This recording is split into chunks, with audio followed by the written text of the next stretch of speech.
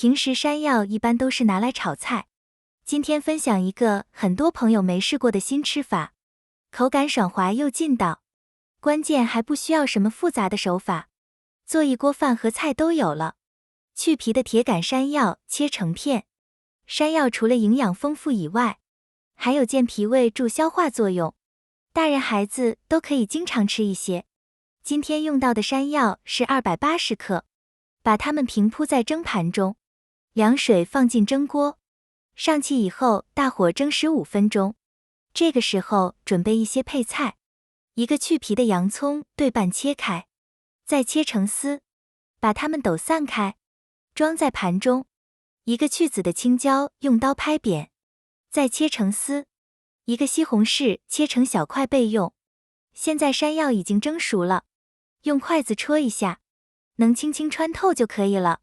倒在一个大碗里，用叉子压成细腻的山药泥，然后加入300克普通面粉，先把面粉搅成面絮状，再下手揉成一个山药面团，像这样就行了。放一边醒面10分钟，案板上撒点干面粉，把醒好的面取出来，用擀面杖擀成一个厚点的长方形面皮，再把面皮切成约1厘米的长条，再切成小方块，表面撒点干面粉，用手抖散开，防止粘连。取一个小面剂子，两手往相反的方向搓几下，搓成一个两头细中间粗的长条，像不像一个小面鱼的形状？一次可以多做点，剩下的撒点干面粉，冰箱冷藏保存，下次想吃的话特别方便。锅里水开后，下入搓好的小面鱼，全部下好以后轻轻推动一下，防止粘连。盖上盖子，先用大火烧开，水开以后打入一次凉水，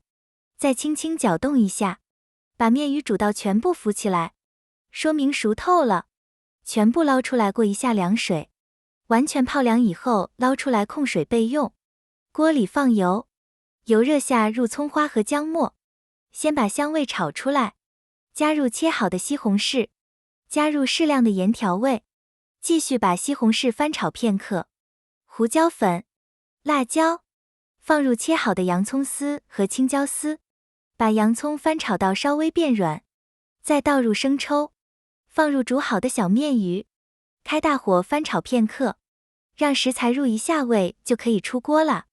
这样做的山药小面鱼口感爽滑又劲道，里面有多种蔬菜，营养特别全面。做这么一锅饭和菜都有了，吃起来又香又辣，口感类似手擀面，但是比手擀面的做法要简单多了。喜欢的朋友可以试一下。谢谢你的观看。